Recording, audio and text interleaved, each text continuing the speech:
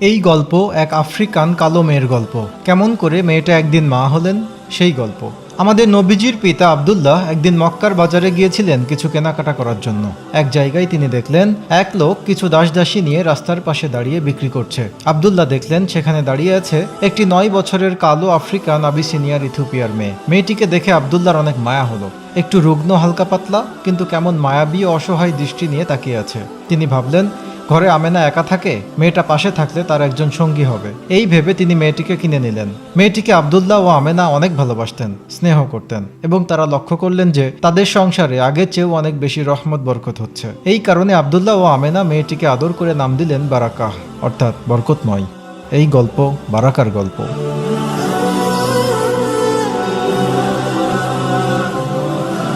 তারপর একদিন আব্দুল্লাহ ব্যবসায়ের কারণে সিরিয়ায় রওনা দিলেন। আমেনার সাথে সেটাই ছিল তার শেষ বিদায়। তার যাত্রার 2-1 দিন পর আমেনা এক রাতে স্বপ্ন দেখলেন আকাশের একটি তারা যেন খুব আলো নিয়ে তার কোলে এসে পড়ল। পরদিন ভোরে তিনি বারাকাকে এই স্বপ্নের কথা বললেন। উত্তরে বারাকা মৃদু হেসে বলল, আমার মন বলছে আপনার একটি সুন্দর সন্তানের জন্ম হবে।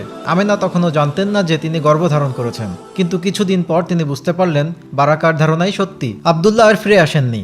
সিরিয়ার পথেই তার মৃত্যু হয়। আমেনার সেই বিরহ ও কষ্টের সময়ে বারাকা ছিলেন তার একমাত্র কাছের সঙ্গী। এক সময় আমেনার অপেক্ষা শেষ হয় এবং তিনি জন্ম দিলেন আমাদের প্রিয় নবী মুহাম্মদ সাল্লাল্লাহু আলাইহি ওয়াসাল্লামকে।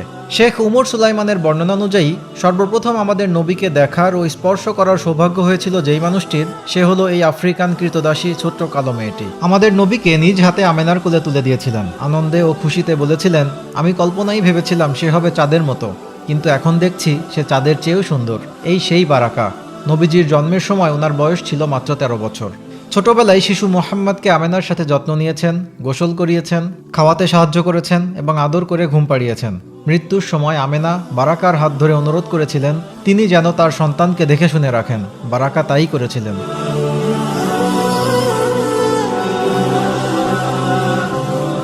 বাবা মা দুজনকেই হারিয়ে ইয়াতিম মোহাম্মদ চলে আসলেন দাদা আব্দুল মোত্তালিবের ঘরে।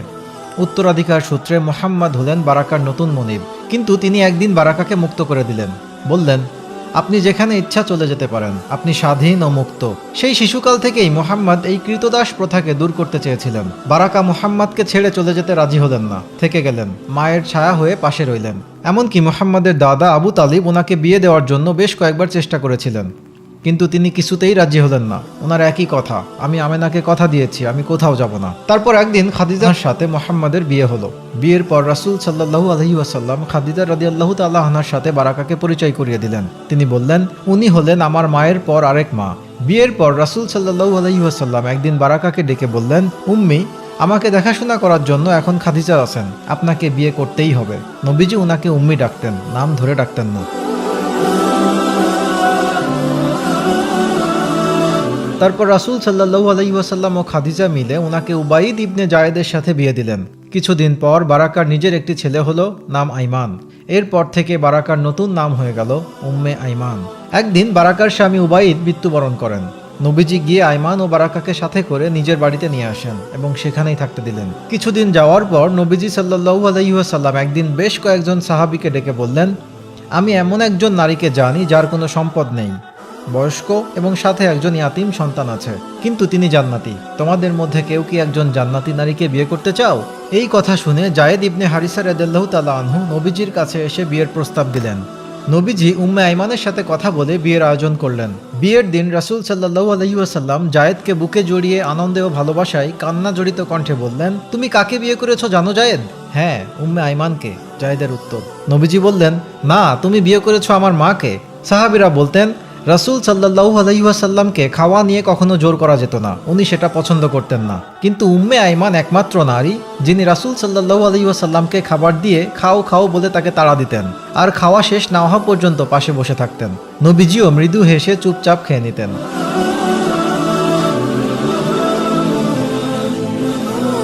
রাসূল সাল্লাল্লাহু আলাইহি ওয়াসাল্লাম ওনার দুধ মা হালিমাকে দেখলে যেমন করে নিজের গায়ের চাদর খুলে বিছিয়ে তার উপর হালিমাকে বসতে দিতেন, ঠিক তেমনি মদিনায় হিজরতের পর দীর্ঘ যাত্রা শেষে উম্মে আইমান যখন ক্লান্ত হয়ে পড়েছিলেন, নবীজি উনার গায়ের চাদরের একটা অংশ পানিতে ভিজিয়ে উম্মে আইমানের মুখের ঘাম ও ধুলাবালি নিজে হাতে মুছে দিয়েছিলেন এবং বলেছিলেন, উম্মি, জান্নাতে আপনার এরকম কোনো কষ্ট হবে না। নবীজি মৃত্যুর আগে সাহাবীদের অনেক কিছুই বলে গিয়েছিলেন। সেই সব কথার মধ্যে একটি হলো উম্মে আইমানের কথা। বলেছেন, তোমরা উম্মে আইমানের যত্ন নিবে, তিনি আমার মায়ের মতো। তিনিই একমাত্র নারী যিনি আমাকে জন্ম থেকে শেষ পর্যন্ত দেখেছেন, আমার পরিবারের একমাত্র সদস্য যিনি সারা জীবন আমার পাশে ছিলেন। সাহাবীরা সেই কথা রেখেছিলেন।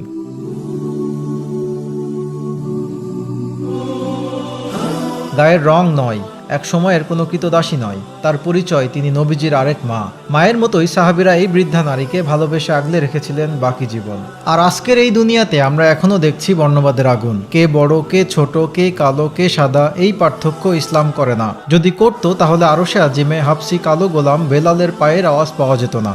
কালো কৃতদাসী বারাকা নবীর মায়ের মর্যাদা পেত না। বিদায় হজের ভাষণে রাসূল সাল্লাল্লাহু আলাইহি ওয়াসাল্লাম স্পষ্টভাবে বলেন, শ্বেতাঙ্গ কৃষ্ণাঙ্গ আরব অনারবদের মধ্যে কোনো পার্থক্য নেই। এই কথা তিনি এখনকার কোনো সময় বলেননি, বলেছেন 1400 বছর আগে, যখন আমেরিকা আবিষ্কারও হয়নি।